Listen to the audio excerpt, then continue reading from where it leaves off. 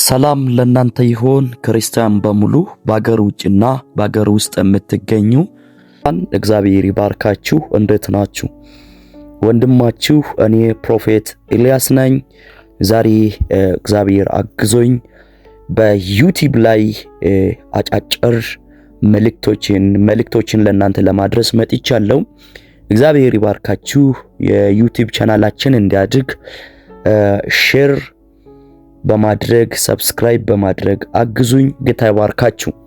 እግዚአብሔር መልካም አምላክ ነው። ዛሬ የእግዚአብሔርን ቃል ከአንድ ስፍራ ካነበብን በኋላ የእግዚአብሔርን ቃል ጥቂት ደቂቃ ከምታገሱ ቅዱሳን ጋር አብረን ሆነን እንማራለን። ኢየሱስ ክርስቶስ ለዘላለም ጌታ ነው። የእግዚአብሔር ቃል ዘፍጥረት ምዕራፍ 12 ከቁጥር 1 ላይ እንደዚህ ይላል። እግዚአብሔር አብርሃምንም አለው፣ ከአገሪ ከዘመዶችም ከአባቴ ቤት ተለይተህ እኔ ወደማሳየ ምድር ውጣ።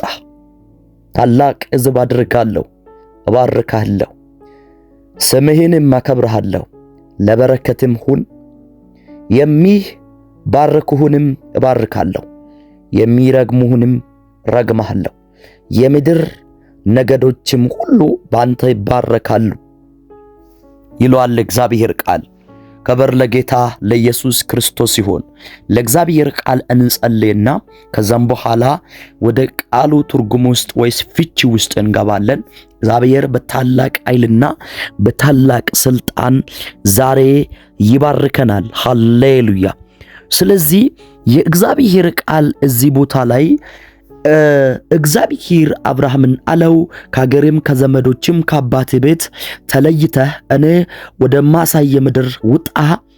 ታላቅ ሕዝብ አድርጋለሁ፣ እባርካለሁ፣ ስምህንም አከብርሃለሁ፣ ለበረከትም ሁን። የሚባርኩንም እባርካለሁ፣ የሚረግሙህንም ረግማለሁ ይልና የምድር ነገዶች ሁሉ ባንተ ይባረካሉ ይሏል። እንጸልይ። አባቴ ሆይ በጌታ በኢየሱስ ክርስቶስ ስምና ስልጣን ይህን ቃል የሚሰሙ ሁሉ ቅዱሳን እንዲባረኩ፣ ቅዱሳን እግዚአብሔር ሆይ በኃይልና በስልጣን እንዲባረኩ ዛሬ ጸልያለሁ። የትኛው የጨለማ አሰራር የጠላት ኃይል ሁሉ የወደቀና የፈረሰ ይሁን በጌታ በኢየሱስ ክርስቶስም። ይህን ቃል በአገር ውጭና በአገር ውስጥ ሆኖ የሚከታተሉ ቅዱሳን ሁሉ በታላቅ ኃይልና በታላቅ ታምራት ሕይወታቸው ዘመናቸው እንደገና እንዲለመልም ጸለይኩ። በኢየሱስ ክርስቶስ ስም የበረከት ዘመን፣ የመውረስ ዘመን፣ የከፍታ ዘመን ሆንላቸው። አሜን። በኢየሱስ ስም ዛሬ እንደዚህ በሚል ርዕስ ላይ እንማራለን። መለየት በሚል ርዕስ እንማራለን። ክብር ለጌታ ለኢየሱስ ክርስቶስ ይሁን። መለየት ምንድነው ብለን ካለን መለየት ማለት ክርስቲያን ከማይሆን ነገር ከማይመችና ለክርስትና ሕይወቱ ከማይገባ ነገር ጋር አለመደባለቅ ማለት ነው። መለየት ማለት አለመደባለቅ ማለትም አለመበረዝ ማለት ነው። ክብር ለጌታ ለኢየሱስ ክርስቶስ ሲሆን ብዙ ክርስቲያንን እዚች ዓለም ላይ አሁን ስታዩ የክርስትና ሕይወት ወይስ የክርስቲያን የሚባሉ ሰዎች እጅግ በጣም ትልልቅ ነገሮችን፣ ጥፋቶችን፣ በደሎችን እግዚአብሔር እንደተናገረው ሳይሆን እግዚአብሔር እንዳልተናገረው በጣም የሚገርማችሁ ድብልቅ ሕይወት እየኖሩ ያሉ ሰዎች ስላሉ ነው እግዚአብሔር አምላክ ዛሬ ተለዩ ብሎ የምናገረው። ምናልባት በዚህች ዘመን አሁኑ ታይም ብዙ ሰዎች እንደዚህ አይነትን ቃል ለመስበክ የሚገርማችሁ ደግሞም መስበክ ይቅር ለመስማትም የተዘጋጁ ጥቂቶች ናቸው። በአሁኑ ጊዜ ሰዎቹ በሚታለል በምድራዊ ነገር ከእጦት ከማጣት የተነሳ ይሁን አላቅም ትበራለህ፣ ትሮጣለህ፣ ትሄዳለህ፣ የሆነ ነገር ተከፍቶልሃል፣ ተበርቶልሃል የሚለውን ነገር ነው እንጂ የሚሰማው ክርስቲያን በዚህ ሰዓት ላይ በትክክል እግዚአብሔር በሚናገር መሰረት እየኖረ አይደለም። ምናልባት እንደዚህ አይነት ቃላቶችንም የሚያስተምሩ አስተማሪዎቹ በዚህ ዘመን እያጠሩብን መጥቷል። እንኳን ብናጠፋ ገስጾን የሚመልሱ የሚመለስ ሚመን በሌለበት የሚመልስ ገስጾ አገልጋይ ወደ ሌለበት ዓለም እየደረሰን የምንገኝ ይመስለኛል። ስለዚህ ቅዱሳን በአሁኑ ሰዓት በምን አይነት ሁኔታ ውስጥ እንደምትኖሩ ባላቅም እግዚአብሔር ለአንድ ሰው እንደ መልእክት አድርጎ የተናገረኝ መለየት ይሆንላችኋል ይለኛል ጌታ። በኑሮ መለየት፣ በትዳር መለየት፣ በህይወት መለየት። እንደምታውቁ መለየት ማለት አለመደባለቅ ወይስ አለመመረዝ የሚል ትርጉም የሚሰጥ ሲሆን እግዚአብሔር ወደ አዲሱ ኪዳን ሄዳችሁ ስታነቡ የገዙ ወገኖች ስላልተቀበሉ ክርስቶስ ኢየሱስን ኢየሱስ ክርስቶስ ከገዙ ወገኖች ፊቱን ወደ አሕዛብ አዞረ ይሏል። ወደ አሕዛብ ካዞረ በኋላ ቀጥታ ለእግዚአብሔር የታየለት አብርሃም ነበረው። አብርሃም የሚኖረው በኡር ከላዳውያን ምድር ነው። አብርሃም በጌታ አልነበረም፣ አሕዛብ ነው። በጣም በአሕዛብ መካከል የተወለደ፣ በአሕዛብ መካከል ያደገ፣ በአሕዛብ መካከል ከአሕዛብ መካከል የተጠራ፣ አንድ እንኳን ክርስቲያን ከማይገኝበት ሀገር የተጠራ ሰው ነው። ለማንኛውም እንደ መግቢያ አድርጌ ከጀመርኩ አብርሃም ኡር ከላዳውያን ምድር ነው የተወለደው። ስለዚህ ኡር የት በኩል ትገኛለች? አሁኑ ታይም ምናልባት ሙራኖችም ሰዎችም ሲናገሩ ድሮ ኡር ትባላለች፣ አሁን ግን ኢራቅ ናት ብለው ይናገሩታል። ነገር ግን ኡር የሚለው ቃል ትርጉሙ ጨረቃ የሚለው ቃል የሚሰጥ ሲሆን ጨረቃ የሚለው ትርጉም የሚሰጥ ሲሆን ኡር ምድር ሙሉ በሙሉ ትልቅ አዳራሽ ሰርቶ ለጨረቃ የሚያመልኩ ናቸው። ለጨረቃ ምን የሚያደርጉ ናቸው? የሚያመልኩ ናቸው። ሆኖም ደግሞ ተጨማሪ ዙጉራታ የሚል ጦንቃይ እንደነበረና እንዲሁ ደግሞ ትልቅ ማማ የሚያክል ህንፃ ሰርቶ በዛ ውስጥ ሰዎቹ እንደሚያመልኩም የተለያዩ የመጽሐፍ ጻፊዎች በምንጫቸው ላይ ወይስ በጽሁፋቸው ላይ አስቀምጧል፣ ገልጿል። የሚገርማችሁ ከዛ ምድር ነው እግዚአብሔር አምላክ አብርሃምን የለየው። ዛሬ ግን ለአንድ ሰው እግዚአብሔር እንደዚህ ይላል፣ በኢየሱስ ክርስቶስም አብርሃም ተለይቶ እንደተባረከ፣ አብርሃም ተለይተው ምድሪቷ ላይ እንደተስፋፋ፣ አብርሃም ተለይተው ለብዙ ሕዝብ አባት እንደሆነ፣ አብርሃም ተለይቶ ለብዙዎች ሰዎች የእምነት አባት እንደሆነ ዛሬ ይሄን መልእክት ከሚሰሙ ሰዎች አንዳቸው ላይ እግዚአብሔር የመለየትን መንፈስ ይሰጠዋቸዋል። ሳምባር ዴሌስ ካቢባኒያ ማንቶር ዶሎስ ፓራዲያና ማንታስ ከሌቤኔመንት። ስለዚህ እግዚአብሔር ከዛ ምድር ለየው። እንዲሁም ደግሞ ኡር በሁለት ወንዝ የታጀበች ከተማ ስትሆን ሌላኛው ስም ሜሶፖታሚያ ተብላ የምትጠራ ናት። ሜሶፖታሚያ ማለት በሁለት ወንዝ መካከል ማለት ነው። ይሄ ማለት ብሉይ ኪዳን ማለት ዘፍጥረት ምዕራፍ 2 ላይ ስታነቡ ፊሶን ወንዝ፣ ጠረግሮስ፣ ኤፍራጤስ፣ ጊዮን ተብሎ 4 ወንዞች አሉ።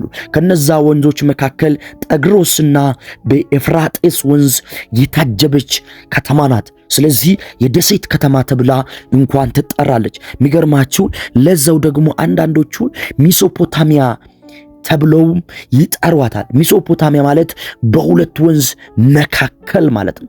እግዚአብሔር አምላክ ከዛ ጭፍን ከሆነው ከአሕዛብ መንደር አብርሃምን ጠራና እንደዚህ አለው። 12ኛው ቁጥር ላይ ስታነቡ እግዚአብሔር አብርሃምን ከግሪ ከዘመዶች ከአባቴ ቤት ተለይተህ እኔ ወደ ማሳየ ምድር ውጣ አለው። አንደኛ ከማን? ከአገሪ። ሁለተኛስ ከዘመዶች። ሶስተኛስ ከአባቴ ቤት ተለይተህ ወዴት? እኔ ወደ ማሳይ ምድር ውጣ አለው። በጌታ በኢየሱስም እየሰማችሁኝ ነው? ከዚች ሰዓት ጀምሮ በሕያው አምላክ ስም ዛሬ በእናንተ ላይ ዲክላር አደርጋለሁ፣ አውጅባችኋለሁ። ከማንኛውም ሕይወት መውጣት ይሆንላችሁ። ጃኖስ ከፓራዲያናስ መውጣት ይሆንላችሁ በኢየሱስ ስም። እንግዲህ ግቢ ላይ የተለያዩ ድምጾች ይገባሉና ደምንም እየሰማችሁ ዋናው መልእክቱ ነው። ተለይታችሁ ድብልቅልቅ ከወጣበት ሕይወት፣ ዝብርቅርቅ ካለበት ሕይወት፣ ከተበረዘ ሕይወት እግዚአብሔር ዛሬ በዚች ሰዓት ይህ መልእክት ከደረሰ ለእናንተ መለየት ይሆንላችኋል። ኢየሱስ ጌታ ነው። አንደኛ ከሀገር ያለው ተለይተ ውጣ። ሁለተኛስ ከዘመዶች ተለይተ ውጣ አለው። ሶስተኛ ከአባት ቤት ተለይተ ውጣ። ወዴት? እኔ ወደ ማሳይ ምድር። እግዚአብሔር አብርሃምን ተለይ ስል ሊባርከው ስለፈለገ ነው። አብርሃምን ተለይ ስል እግዚአብሔር ከፍ ሊያድርገው ስለወደደ ነው። አብርሃምን ተለይ ስል እግዚአብሔር ለአብርሃም በረከት ሊሆን ስለወደደ ነው። ክብር ለጌታ ለኢየሱስ ክርስቶስ ይሆን። ተለይተ ውጣ አለው። ሃሌሉያ። ስለዚህ ወገኖቼ ምን መሆን አለብን? መለየት አለብን ማለት ነው። እና ሲቀጥል ደግሞ ስንለይ የሚገኙ በረከቶች፣ አንደኛ እግዚአብሔር ታላቅ ሕዝብ፣ የሚያስፈራ ሕዝብ ያድርገናል። በጣም ይገርማችሁ፣ ከተማው ላይ፣ ሰፈር ላይ፣ መንደር ላይ፣ በሀገር ደረጃ፣ በአህጉር ደረጃ እንፈራለን። አሜን በሏ እስኪ፣ በኢየሱስም በሉ። እለያለው፣ ይፈራለው በሉ እስኪ በጌታ በኢየሱስም።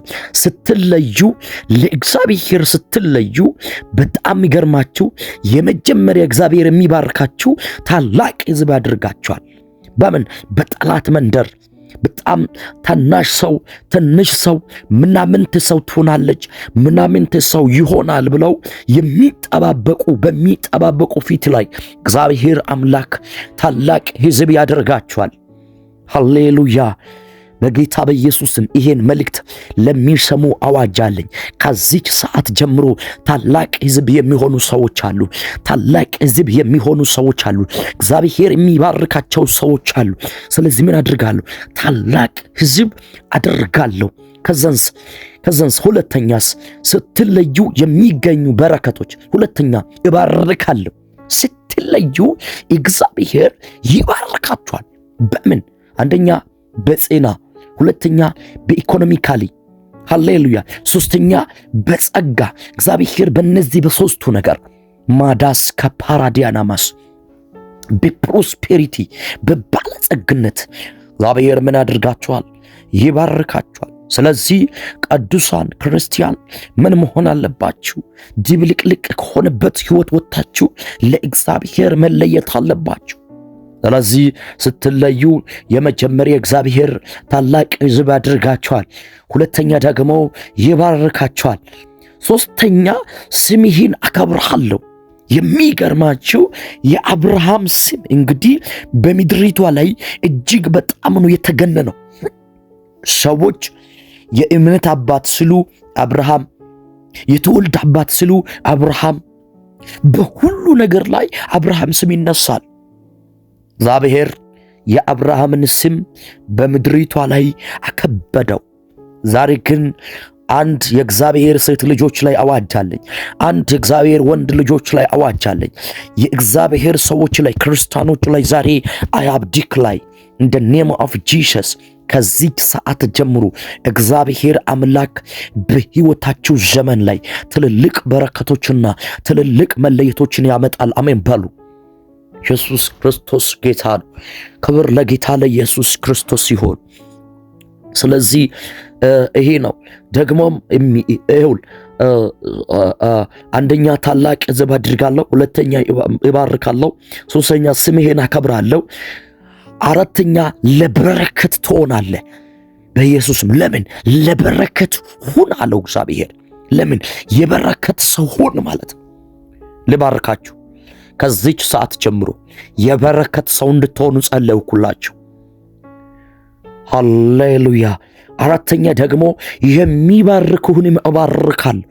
በጣም የሚገርም ከመባረክ ውጪ እርግማን ቃል ባንተ ላይ የሚያወጡ ሁሉ ምን ይሆናሉ? ይረገማሉ ማለት ነው በእጃ ዙር።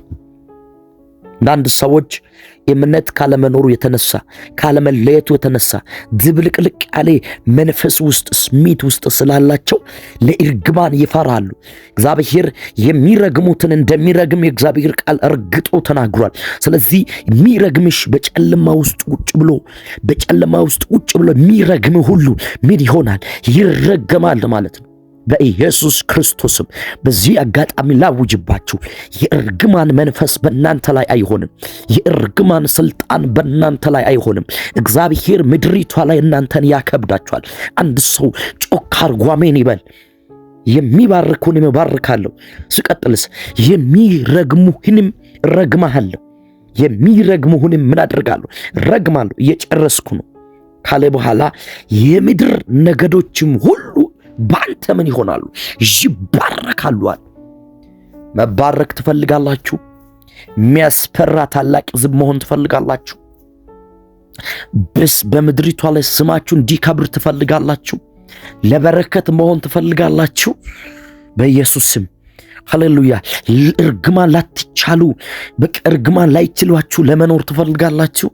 ለእግዚአብሔር መለየት ይጠበቅባችኋል። መለየት ማለት አለመደባለቅ ማለት ነው። አለመበረዝ ማለት ነው። በጌታ በኢየሱስ ክርስቶስም ይህን ዩቲዩብ ቻናል የምትከታተሉ ቅዱሳን በሙሉ እግዚአብሔር በጌታ በኢየሱስ ስምና ስልጣን ጸለይኩላችሁ። ከዚች ሰዓትና ከዚች ደቂቃ ጀምሮ መለየት ይሆንላችሁ። ይህን ቃል አገለገልኳችሁ። እኔ ወንድማችሁ ኤልያስ ነኝ። ከዚህም በኋላ በታይም ወደ እናንተ የማይቋረጥ እግዚአብሔር ቃልን አደርስላችኋለሁ፣ አስተምራችኋለሁ። አንዳንድ ቆንጆ ትምህርቶችን አዘጋጅቼ በዚህ መልክ እመጣለሁ። ባካችሁ ዩቲዩብ ቻናላችንን ሼር በማድረግ ላይክ፣ ሰብስክራይብ በማድረግ አግዙ። ወዳችኋለሁ። ተባረኩ። ወንድማችሁ ኤልያስ ነኝ። ተባረኩ።